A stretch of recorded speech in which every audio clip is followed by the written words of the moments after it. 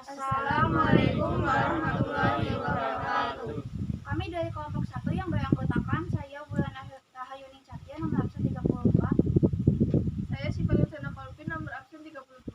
Saya Naila Faizatul Mukarramah nomor absen 23. Saya Cindy Risnawati nomor absen 8. Saya Syed Ibrahim nomor absen 36. Saya Bayi Rafa Ramadika nomor absen 2. Kami di sini akan mempresentasikan infografis tentang Kerajaan Sriwijaya. Berdirinya Kerajaan Sriwijaya, nama Sriwijaya berasal dari bahasa Sanskerta yaitu Sri yang berarti cahaya dan Wijaya yang berarti kemenangan. Arti Sriwijaya dapat diartikan sebagai kemenangan yang gemilang. Berdasarkan isi dari Prasasti Kota Kapur, Kerajaan Sriwijaya diperkirakan berdiri pada abad ke-7 Masehi yang didirikan oleh Daputahyang Srijayanasa. Letak Kerajaan Sriwijaya. Menurut Ki Kodas, pada tahun 1918 berpendapat bahwa wilayah Kerajaan Sriwijaya berpusat di Palembang. Beberapa ahli berkesimpulan bahwa Kerajaan Sriwijaya berpindah-pindah pusat kerajaannya yang diperkirakan dari Kedah berpindah menuju ke Muara Takus hingga ke Jambi. Kerajaan Sriwijaya mencapai masa puncak kejayaannya pada masa pemerintahan Raja Bala Puntradewa pada abad ke-8 dan ke-9 Masehi. Pada dasarnya, Kerajaan Sriwijaya mengalami masa gemilang pada masa pemerintahan Sri Marawijaya. Pada masa kejayaannya, wilayah Sriwijaya mampu menguasai jalur perdagangan Selat Malaka. Selain itu, wilayah kawasannya diperluas lagi hingga Jawa Barat, Kalimantan Barat, Bangka Belitung, Malaysia, Singapura, dan Thailand Selatan. Tujuan didirikan yaitu untuk menguasai lalu lintas pelayaran dan perdagangan di Asia Tenggara.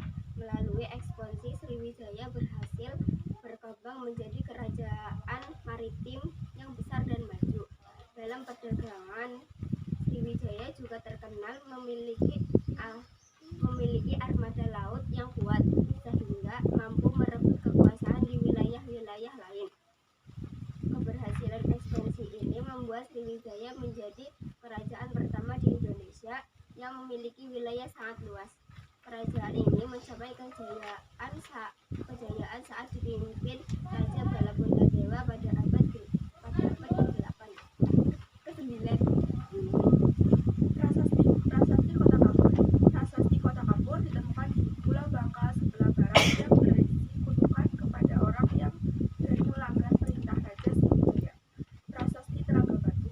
Prasasti Telaga Batu ditemukan di Kolam Telaga Batu, Kecamatan Ilir Timur, Kota Palembang. Prasasti ini berisi tentang kutukan orang-orang yang jahat yang berada di wilayah Kerajaan Sriwijaya. Prasasti Karangbrahi. Prasasti Karangbrahi ditemukan di Desa Karangbrahi, Jambi.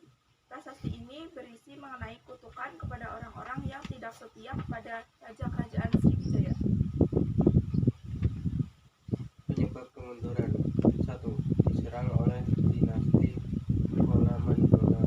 2. Melemahnya kepemimpinan raja. 3. Banyak wilayah kekuasaan yang melepaskan diri. 4. Masukkan ajaran agama Islam. 5. Melemahnya sektor militer.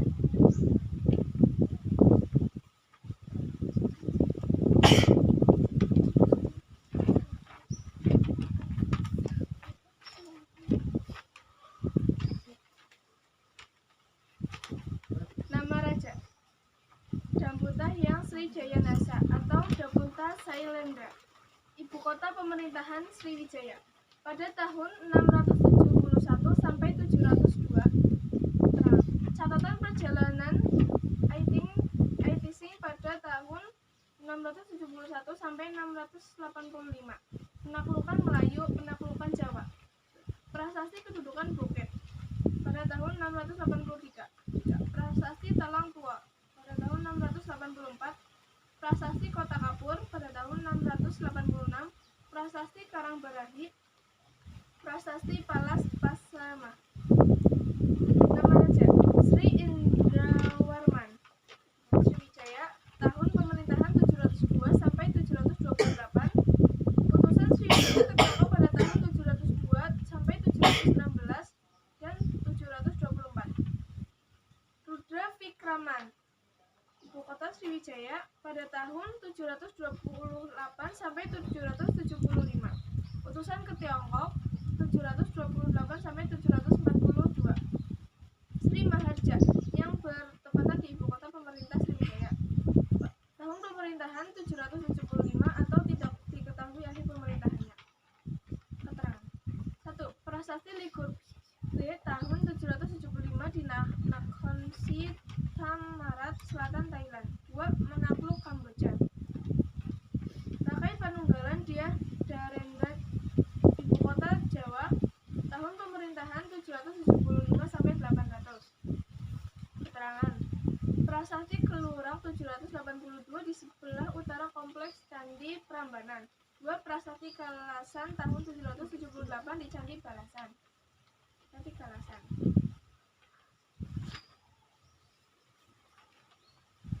Rakai Barak Dyah Samarak Grawira, ibu kota Jawa, tahun pemerintahan 800 sampai 812. Prasasti Nalanda dan Prasasti Mantiasi tahun 907.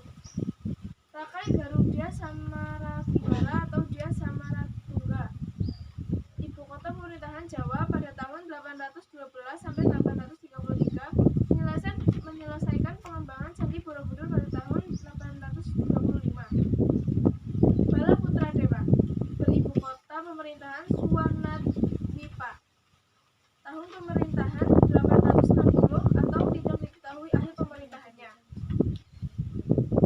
Keterangan. Kehilangan kekuasaan di Jawa dan kembali ke Suwarnadwipa. 2. Prasasti Nalanda tahun 860 India. Sri Udayaditya Warmadewa pada tahun pemerintahan tidak diketahui awal pemerintahannya atau sampai 988. Keterangan. Utusan ke Tiongkok 960 dan 962 sampai 980. Utusan ke Tiongkok pada tahun 980 dan 983 dengan Raja Hyetece atau Haji Judamani Warmadewa Suwarnadwipa pada tahun pemerintahan 988 sampai 1008. Keterangan. Jawa menyerang Sriwijaya pada tahun 990. Catatan Artisa. Utusan ke Tiongkok pada tahun 988 sampai 992 hingga 1003. 4. Pembangunan candi untuk Kaisar Cina yang diberi nama Chiang Tian Wanshou. Sri Maravijayatunggawarman bertepatan di ibu kota Katahab, masa pemerintahan 1008 sampai 1017. Keterangan. Prasasti Leiden utusan ke Tiongkok 1008 sampai 1017, utusan Sanwatisi ke Tiongkok 1017 dengan Raja Haji Suwansatu Haji Suwarnawisi. Sri Sangramavijayatunggawarman bertepatan di ibu kota Sriwijaya Kadaram pada tahun pemerintahan 1017 sampai 1030. Keterangan. Diserang oleh Rajendra Chola Ai dan menjadi tawanan. Sri Dewa bertepatan ibu kota pemerintah Sriwijaya Kadaram tahun pemerintahan 1030 sampai tidak diketahui akhir pemerintahannya. Dan Rajendra atau Chola I tahun pemerintahan 1012 sampai 1044 di bawah dinasti Chola. Kolutonga atau Chola II tahun masa pemerintahannya 1070 sampai 1120 di bawah dinasti Chola. Srimat Trailokraja Maulibhusana Warmadewa, ibu kota pemerintahan Dharmas Raya, tahun pemerintahan 1983 atau sampai tidak diketahui masa akhir pemerintahannya. Di bawah dinasti Mauli, Kerajaan Melayu, Prasasti Grahi tahun 1983 di selatan Thailand. Kerajaan Sriwijaya. Pada salah satu titik pulau Sumatera pernah berdiri kerajaan besar bernama Sriwijaya.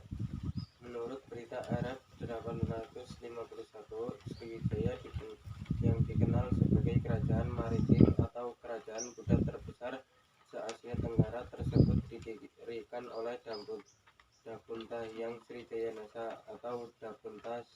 Syailendra pada tahun 671. Semasa pemerintahan Dabuta Hyang, ibu kota Sriwijaya terletak di Minangga Tampan atau Candi Muara Tikus di Riau Daratan. Namun pendapat tersebut pernah menjadi perdebatan polemik di antara para sejarawan. Berdasarkan catatan sejarah bahwa selama keberlangsungan Sriwijaya dipimpin oleh 17 raja yang terdata secara berurutan, yaitu Dabuta Hyang Srijayanasa atau Dabuta Syailendra, Sri Indrawarma, Sri Rundawikrama, Sri Maharaja, Rakai Panunggalan Dyah Dharanendra, Rakai Warakya Samaranggrawira, Rakai Garung Dyah Samarangriwa atau Dyah Samaratungga, Balaputra Dewa, Sri Udayaditya Warmadewa, Sri Jundamandi Warmadewa, Sri Maravijayo-Tunggawarman, Sri Sanggrama Wijayo-Tunggawarman, Sri Dewa Rajendra atau Kola 1, Kulotonga atau Kola 2, dan Srimat Trayulokya Raja Mahulibusana Warmadewa. Berikut adalah daftar raja-raja Sriwijaya beserta pusat dan tahun pemerintahannya dan keterangan yang berkaitan dengan prasasti serta peristiwa yang terjadi. A. Sumber-sumber keberadaan Sriwijaya. 1. Sumber luar negeri. Sumber dari luar negeri yang menjelaskan keberadaan Sriwijaya yaitu berita Cina, berita Arab, berita India, dan prasasti Nalanda. A. Berita Cina. Berita Cina disampaikan oleh seorang pendeta Buddha bernama Yixing. Ia melakukan perjalanan dari Cina ke India atau dari India ke Cina untuk menimba ilmu. Dalam perjalanan ia singgah di kerajaan Silifosi atau Sriwijaya selama 6 bulan untuk mempelajari bahasa Sanskerta kepada guru Buddha bernama Syayakirti, sehingga ia mampu menyalin kitab Asta dan sastra ke dalam bahasa Cina. B. Berita Arab. Berita Arab mewartakan bahwa telah berdiri kerajaan bernama Sabak atau Sriwijaya di Pulau Emas. Ibu Hordade mengatakan bahwa Raja Sabak menghasilkan banyak emas sebanyak 106 kg per tahun. Al-Biruni mengatakan bahwa Sabak memiliki hubungan baik dengan Cina melebihi hubungan baiknya dengan India. C. Berita India. Berita India ditemukan pada prasasti Leiden besar yang ditemukan oleh raja-raja dari dinasti Chola. Para prasasti tersebut menjelaskan bahwa ada pembebasan tanah Anaimangalam kepada biara Dinadipadma, di mana biara tersebut dibangun oleh Maravijayo-Tunggawarman atau keturunan Dabuta Hyang atau dinasti Syailendra yang berkuasa di Sriwijaya dan Kataha. D. Prasasti Nalanda. Prasasti Nalanda menceritakan bahwa Raja Dewa Paladewa dari Nalanda membebaskan pajak di 5 desa. Kemudian 5 desa tersebut berkewajiban membiayai para mahasiswa Sriwijaya yang menuntut ilmu di Nalanda. Prasasti tersebut juga menerangkan bahwa Raja Balaputra Dewa merupakan raja terakhir dinasti Syailendra yang diusir dari Jawa, kemudian meminta pengakuan atas hak-hak dinasti Syailendra oleh Slamet Nurjana. Prasasti Nalanda yang menceritakan bahwa Balaputra Dewa diusir dari Jawa atau Medan ditentangnya. Menurut sejarawan tersebut, Balaputra Dewa memiliki hak tahta Sriwijaya sesudah Rakai Garung Dyah Samaragriwa atau Dyah Samaratungga. ayahnya membagi dua wilayah Medang kepada kedua putranya, di mana Bala Putra Dewa mendapat hak atas bumi Sriwijaya, sementara Pak Pramodawardhani mendapat hak atas bumi Medang. Sumber-sumber dalam negeri. A. Prasasti Kedukan Bukit 683. Prasasti Kedukan Bukit ditemukan oleh M.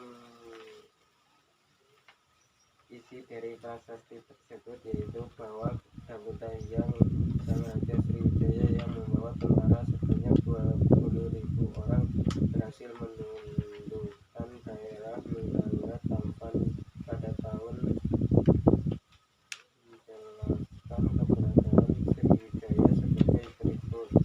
Badan bagian Sungai Batang yang mengalir ke Sungai Musi, Kedukan Bukit 35 Ilir, Palembang, Sumatera Selatan pada tanggal 29 November 1920. B. Prasasti Talang Tuo 684. Prasasti Talang Tuo ditemukan oleh L.C. Wesdaneng, residen Palembang pada tanggal 17 November 1920. Keadaan fisik prasasti yang masih terbilang baik tersebut memiliki bidang datar yang berukuran 50 kali 80 cm.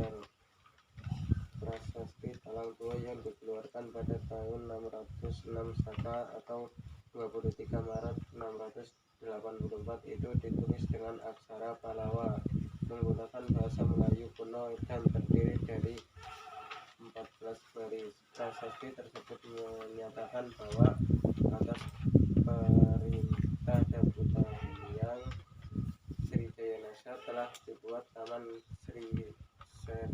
Sriksarta untuk kemakmuran semua makhluk. C. Prasasti Kota Kapur. Prasasti ini ditemukan oleh J.K. van der Meulen pada bulan Desember 1892.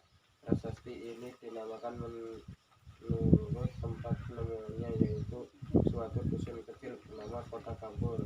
Prasasti ini dipahatkan pada batu berbentuk tugu bersegi-segi dengan ukuran tinggi 177 cm, lebar 32 cm pada bagian dasar dan 19 cm pada bagian puncak.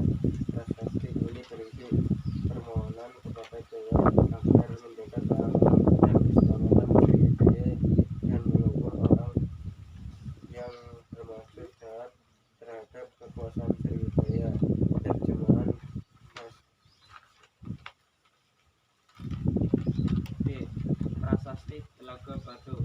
Prasasti Telaga Batu ditemukan di daerah Sangko-Wingking, 3 Ilir, Palembang, Sumatera Selatan pada tahun 1950-an.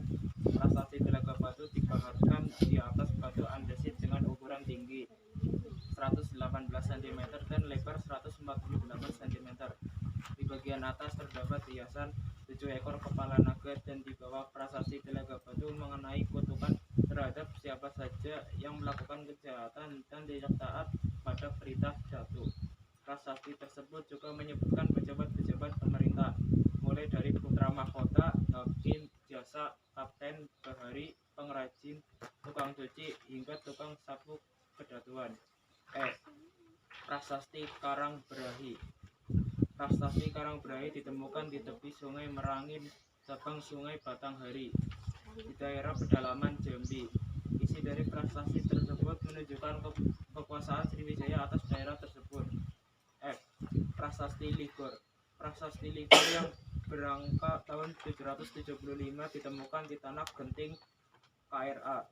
Prasasti tersebut terdiri dari 2 muka, di mana pada Ligor A berisi pujian terhadap leluhur Sriwijaya dan pendiri Buddha Sakyamuni, Arlo Kitastewara dan Wajapani.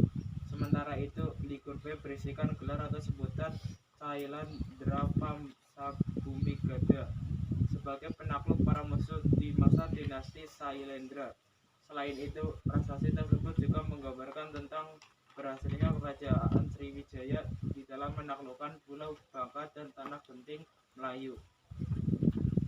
G. Prasasti Palas Pasemah. Prasasti Palas Pasemah ditemukan di Lampung. Prasasti yang tidak diketahui tahun pengeluarannya tersebut menceritakan tentang penaklukan kerajaan Tulang Bawang oleh Sriwijaya. Pusat pemerintahan Sriwijaya dalam polemik. Karena nama Sriwijaya mulai dikenal pada tahun 1920, maka fakta sejarah kerajaan tersebut masih dalam polemik di antara kerajaan para sejarawan. Perdebatan yang sangat menonjol di antara para sejarawan menyoal ibu kota pertama Sriwijaya ketika didirikan oleh Dabunda Hyang Srijayanasa. Prasasti Kedukan Bukit 605 Saka atau 683 Masehi.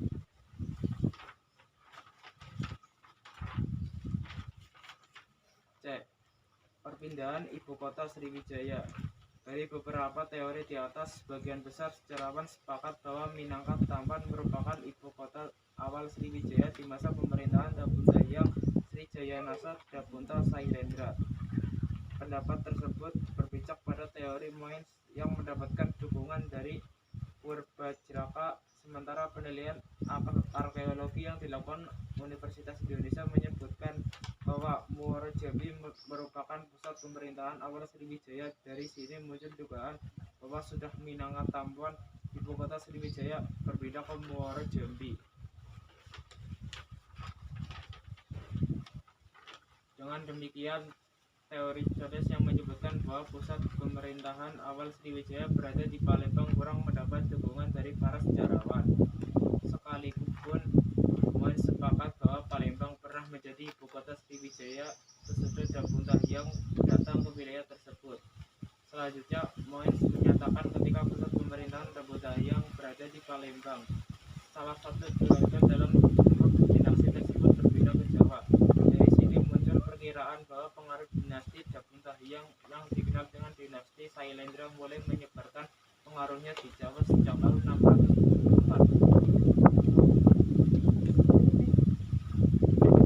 Riwayat hidup dan asal-usul Dabunda Hyang. Para sejarawan memperkirakan bahwa pendiri dan raja pertama Sriwijaya adalah Dabunda Hyang. Berdasarkan prasasti Kedukan Bukit dan prasasti Talangguwo, Slamet Mojana mengidentifikasikan Dabunda Hyang dengan Srijayanasa. Dabunda Hyang juga sering diidentikan dengan Daputa Sailendra yang merupakan leluhur raja-raja Buddha di Medang. Pendapat ini berdasarkan prasasti Sojokerto abad ke-7 yang ditemukan di Batang, Jawa Tengah.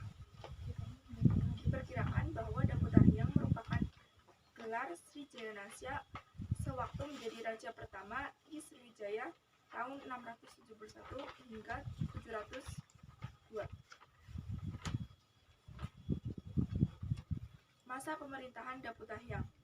Disebutkan di atas bahwa Dabunda Hyang memerintah Sriwijaya selama 31 tahun, yaitu sejak 671 hingga 702. Selama menjadi raja, Dabunda Hyang memperkuat armada perangnya. Dengan armada perangnya, Dabunda Hyang melakukan ekspansi wilayah kekuasaan. Misi ekspansi wilayah kekuasaan dengan bercadar perjalanan suci yang dilakukan oleh Dabunda Hyang dijelaskan pada prasasti Kedukan Bukit, Kota Kapur, Karangbrahi, dan Palas Pasemah.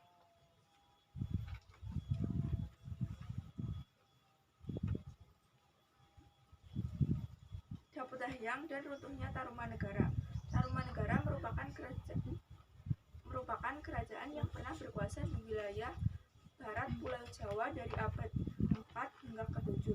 Dalam catatan sejarah, Tarumanegara yang didirikan oleh Raja Dirajaguru Jayasingawarman pada tahun 358 itu merupakan kerajaan Hindu dari aliran Wisnu.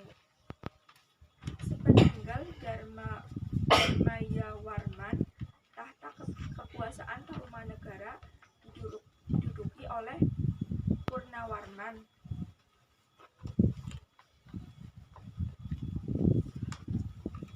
Masa kejayaan Tarumanegara. dikuasai oleh 12 raja. Pengaruh Dapudahyang sampai Jawa. Bila merujuk pendapat para sejarawan, Kalingga yang merupakan kerajaan tertua di Jawa dengan pusat pemerintahan di Keling, kerajaan Pekalongan Jepara tersebut dikuasai oleh Kartikeya 648 hingga 674.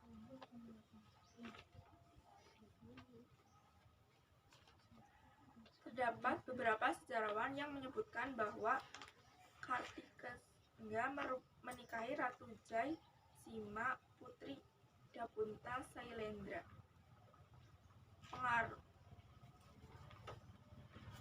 Nama Dapunta Sailendra semakin dielu-elukan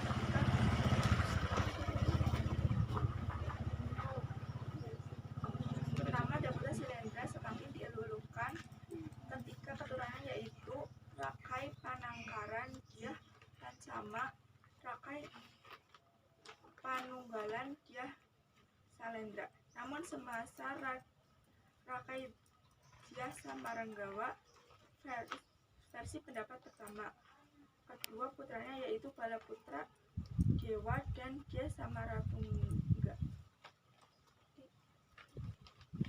Sriwijaya berpusat pemerintahan di Jawa.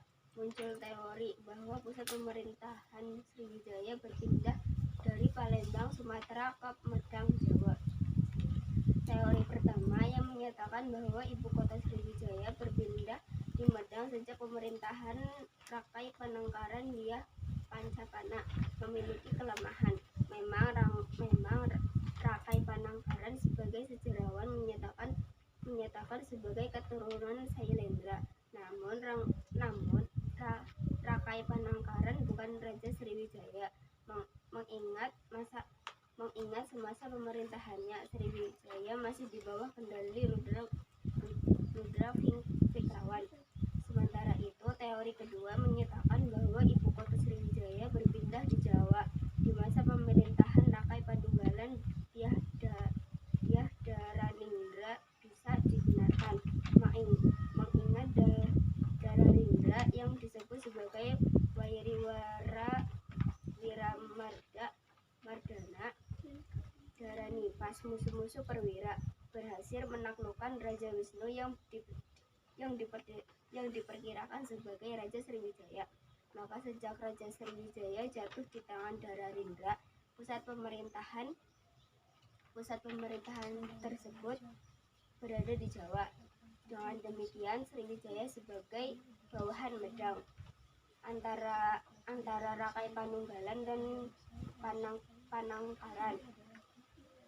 Dicatat sebagai Raja Medang kedua pasca pemerintahan Raja Sriwijaya, Ratu Sanjaya. Prasasti tersebut juga menjelaskan bahwa Rakai Panangkaran dimintai oleh guru Raja Sailendra untuk membangun Candi Kalasan pada tahun 778. Teori Van Niersen menyebutkan bahwa Rakai Panangkaran merupakan anggota Wangsa Sanjaya yang menjadi bawahan Raja Sailendra. Nama Raja Sailendra tersebut kemudian diketahui melalui prasasti Kenurak pada tahun 782 sebagai Dararindra. Pengertian lain Dararindra adalah atasan Rakai Panangkaran. Namun teori Van Niersen tersebut ditolak oleh Marwati Purponegoro dan Nugroho Notosutonto. Kedua sejarawan tersebut menyatakan bahwa Rakai Panangkaran merupakan bawahan Wangsa Sailendra karena ia dipuji sebagai Sailendra Wang Satiplaka, yaitu permata Wangsa Sailendra dalam prasasti kalangan 778. Menurut Slamet Muljaya, Rakai Panangkaran bukan putra Sanjaya. Keduanya berasal dari dinasti yang berbeda. Rakai Panangkaran adalah anggota Wangsa Sailendra yang berhasil merebut tahta Medang dan mengalahkan Wangsa Sanjaya.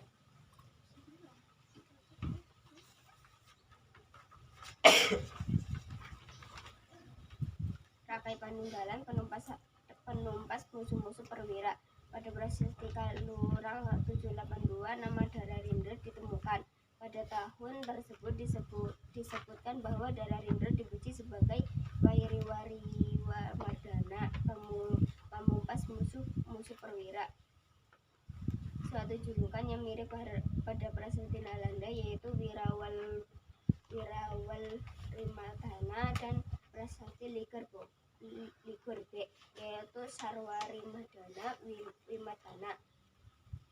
Alasan Slamet Muljana yaitu adanya perbedaan tata bahasa antara Prasasti Ligur A dan Prasasti Ligur B, sehingga kedua prasasti tersebut menurutnya ditulis dalam waktu tidak bersamaan. Muljana kemudian memadukannya dengan berita dalam Prasasti Peon Igar. Berarti tersebut menyebutkan bahwa Jawa pernah menjajah Kamboja sampai tahun 802.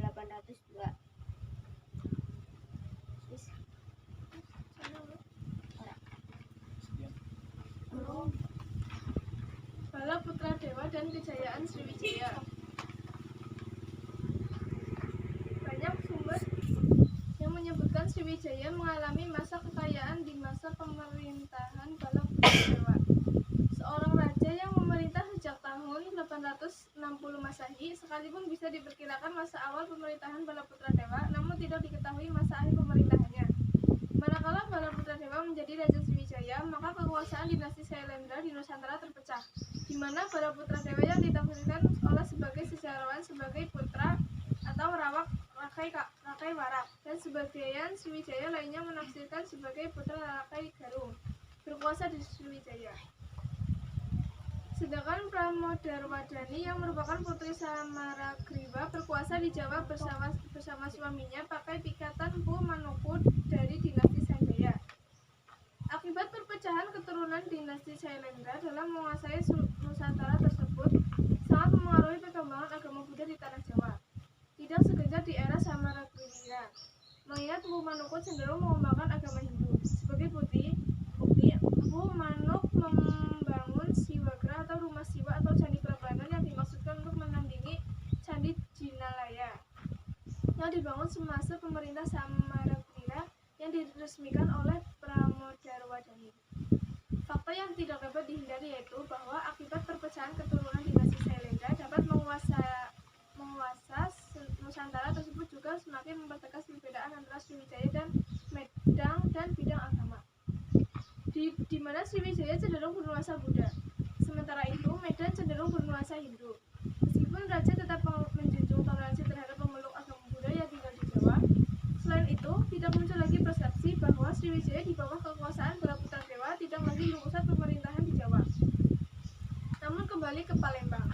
Sementara itu, Medan yang pusat pemerintahnya dipindahkan oleh Mpu Manuku dari Bahumi Mataram ke Mambeke atau Mamratipura tersebut tidak bisa disebut sebagai Sriwijaya. Dari uraian di atas dapat disimpulkan bahwa Bala Putra Dewa mengembalikan pusat pemerintahan Sriwijaya dari Jawa ke Sumatera. Pusat pemerintahan tersebut berpindah di Jawa sejak Rakai Panunggalan Dyah Darmanindra berhasil menaklukkan Sriwijaya. Silsilah Bala Putra Dewa. Disebutkan pada Prasasti Nalanda bahwa Bala Putra Dewa merupakan cucu seorang raja Jawa bernama Wirawarimadhana atau penumpas musuh perwira. Identik dengan Prasasti Kalurang, maka Bala Putra Dewa merupakan cucu dari Rakai Panunggalan Dyah Darmanindra atau Raja Medang yang berhasil mengalahkan Sriwijaya.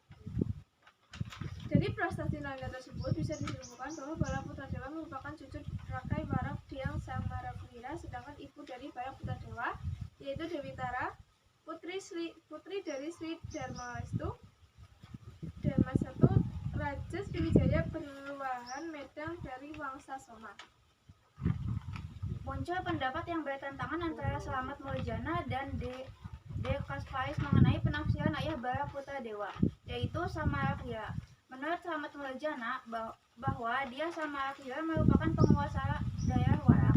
Sementara itu, D. Kaspais menafsirkan dia Samaragriwa identik dengan Samaragriwa, penguasa daerah Garung yang identik dengan Samaratungga, di mana menurut Samatmojana, Samaratungga merupakan putra dia Samarawira atau bersaudara dengan Baraputradewa. Namun bila mengacu pada awal pemerintahan Baraputradewa yang berselisih lebih pendek dengan Samarawira daripada Samarawira, maka Baraputradewa cenderung dipastikan sebagai putra Samarawira. Dengan demikian, Baraputradewa merupakan saudara Pramodawardhani atau saudara ipar dari Rakai Pikatan Empu Manopo. Menyingkir dari Jawa ke Sumatera, teori terpopuler perihal silsilah Baraputradewa mengacu pada pendapat oleh karena itu diasumsikan sebagai putra dia Samaratungga, sekalipun sejarawan tersebut mengidentikan Samaratungga dengan Samarawira. Dengan demikian, pasca pemerintahan Samaratungga menurut Dekasmaris menjadi perebutan tahta antara Baraputradewa dan Pramodawardhani. Oleh karena itu, sewaktu Medang dikuasai oleh Pramodawardhani dan suaminya Empu Manopo, Baraputradewa melakukan pemberontakan, namun tidak membawa hasil. Akibatnya, Baraputradewa menyingkir ke Sriwijaya untuk menjadi raja. Teori Dekasmaris tersebut ditentang oleh Samatmojana. Menurut Samatmojana, yang melakukan pemberontakan terhadap kekuasaan Pramodawardhani dan Empu Manopo adalah Rakai Walaing Empu Kambayoni. Dari sini bisa disimpulkan bahwa Baraputradewa dan Pramodawardhani tidak pernah berperang, mengingat Samaratungga telah membagi wilayah kekuasaannya menjadi dua, yaitu Sriwijaya untuk Baraputradewa dan Medang untuk Pramodawardhani. Pendapat Samatmojana ini mengacu pada Prasasti Malang. Berpijak pada teori Samatmojana, istilah pengusiran Baraputradewa dari Jawa ke Swayanadwipa sebagaimana ditafsirkan oleh sebagian para sejarawan. Berdasarkan Prasasti Wasil, dipertanyakan kebenarannya, mengingat Baraputradewa datang ke Palembang karena permintaan Samaratungga untuk menduduki tahta Medang. Selain itu, Waraputra yang disebutkan dalam Prasasti Wantir tidak mengacu pada Baraputradewa. Waraputra yang dimaksud adalah putra bungsu Empu Manopo dan Pramodawardhani, yaitu Rakai Kayuwangi Dyah-Lokapala. Melalui Rakai Kayuwangi inilah pemberontakan Rakai Walaing Empu Kambayoni berhasil dipadamkan. Dari seluruh uraian di atas bisa disimpulkan bahwa teori populer menyatakan Baraputradewa menyingkir ke Sumatera karena didesak melawan Rakai Pikatan adalah keliru, mengingat Baraputradewa tidak memiliki hak atas tahta Jawa. Selain itu, Baraputradewa sudah mendapatkan warisan dari Samaratungga, yaitu tahta Sriwijaya. Menjadi Raja Sriwijaya, Baraputradewa menjadi Raja Sriwijaya pada tahun 860. Bila sumber tersebut terpercaya kebenarannya, maka awal tahun pemerintahan Baraputra di Sriwijaya berselisih 20 tahun dengan akhir tahun pemerintahan Samarawira di Medang 833. Bahkan pemerintahan Baraputra baru berawal sesudah berakhirnya pemerintahan Rakai Pikatan dan Pramodawardhani 856 atau 855. Teori di atas memberi kesan bahwa pemberontak terhadap pemerintahan Rakai Pikatan dan Pramodawardhani bukan Rakai Walaing Empu Kambayoni, namun Baraputradewa. Sesudah kalah perang melawan Rakai Kayuwangi, putra Rakai Pikatan, Baraputradewa menyingkir kepada tahun 860. Baraputradewa menjadi raja di sementara. Rakai Kayuwangi menjadi Raja Medang pada Palembang Sriwijaya tahun 856.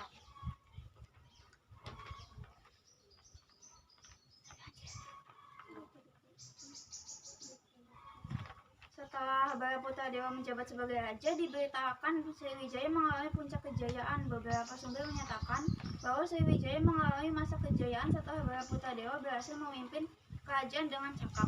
Selain itu, Baraputradewa melakukan hubungan bilateral dengan Raja para dewa dari kepada raja diberitakan Sriwijaya mengalami puncak kejayaan. Beberapa sumber menyatakan bahwa Sriwijaya mengalami masa kejayaan adalah Baraputradewa berhasil memimpin kerajaan dengan cakap. Baraputradewa melakukan hubungan bilateral dengan Raja Dewa Paladewa dari India. Pada Prasasti Nalanda yang berangka tahun 1260 Bharataputadewa mengajukan permintaan kepada Raja Dewa Paladewa, Raja Benggala, agar diperbolehkan mendirikan biara khusus untuk para mahasiswa dan pendeta Sriwijaya yang tengah belajar di Nalanda. Di masa pemerintahan Sriwijaya menjadi pusat pengembangan agama Buddha dan pendidikan. Sebagaimana tidak lengkapnya data yang menunjukkan kejayaan Sriwijaya, data mengenai tahun berakhirnya masa pemerintahan Bharataputadewa tidak diketahui. Oleh karena itu, kabar tentang Sriwijaya pada era pemerintahan Bharataputadewa sangat disaksikan kebenarannya. Penyebab runtuhnya Sriwijaya. Berdasarkan analisa dari para sejarawan, runtuhnya kerajaan Sriwijaya yang dikenal dengan Nusantara I tersebut dikarenakan 7 faktor, yaitu pertama, serangan dari kerajaan lain, kedua, berkurangnya aktivitas kapal dagang yang singgah, ketiga, wilayah kekuasaan banyak yang melepaskan diri, keempat, perkembangan agama Islam yang sangat pesat, kelima, tidak memiliki raja yang cakap, keenam, jauhnya ibu kota Sriwijaya Palembang dari laut, ketujuh, sektor angkatan perang yang melemah. 1. Serangan dari kerajaan lain. Selain faktor internal runtuhnya Sriwijaya dikarenakan faktor eksternal, yaitu berupa serangan-serangan dari kerajaan lain. Kerajaan pertama yang menyerang Sriwijaya adalah Medang, periode Jawa Timur, di bawah kepemimpinan Raja Dharmawangsa Teguh pada tahun 992. Namun, serangan dari Medang tersebut berhasil. Wilayah kekuasaan Sriwijaya banyak yang melepaskan diri untuk menjadi kerajaan berdaulat. 2. Pesatnya perkembangan agama Islam. Faktor keempat yang menyebabkan runtuhnya Sriwijaya yaitu semakin pesatnya perkembangan agama Islam pada abad ke-12. Perkembangan agama Islam tersebut sangat berpengaruh besar bagi melemahnya Sriwijaya. Suatu kerajaan bercorak Buddha, perkembangan agama Islam juga beriringan dengan munculnya kerajaan-kerajaan Islam, seperti Samudra Pasai dan Malaka. Dua kerajaan Islam yang menjadi pesaing Sriwijaya tersebut kemudian menguasai sebagian wilayah kekuasaan Sriwijaya. Hal ini membuat Sriwijaya menjadi lemah. 3. Tidak memiliki raja yang cakap. Faktor kelima yang menyebabkan runtuhnya Sriwijaya itu karena tidak memiliki raja yang cakap.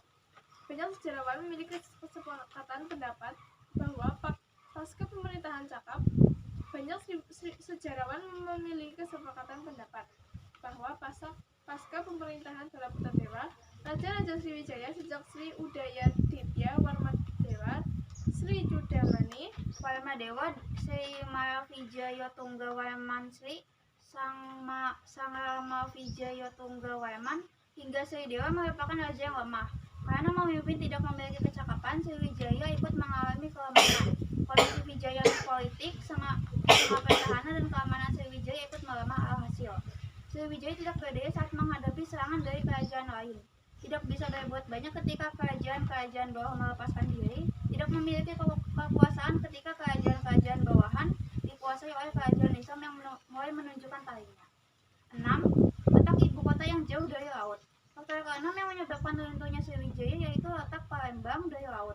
Karena jalur transportasi Sungai Musi yang menghubungkan laut, pusat perdagangan di Palembang mengalami proses pengendapan lumpur. Maka kapal-kapal dagang memilih tempat yang singgah yang lain. Hal ini membuat pendapatan Sriwijaya merosot. Padahal pajak pedagang yang bertransaksi di pusat kota merupakan sumber penghasilan terbesar Sriwijaya. 7. Sektor angkatan perang yang melemah. Faktor terakhir yang menyebabkan runtuhnya kerajaan Sriwijaya yaitu sektor militer yang semakin lama semakin melemah, sehingga wilayah yang menjadi taklukan Sriwijaya satu persatu melepaskan diri. Lemahnya sektor militer ini juga disebabkan karena adanya faktor internal maupun eksternal. Dengan lemahnya sektor militer inilah membuat kerajaan lain semisal Medang dan Coromandel berani menyerang Sriwijaya. Akibatnya Sriwijaya yang semula merupakan negara besar di Nusantara mengalami kehancuran. Sekian presentasi dari kelompok kami. Apabila ada kesalahan, kami mohon maaf yang sebesar-besarnya. Terima kasih. Wassalamualaikum warahmatullahi wabarakatuh.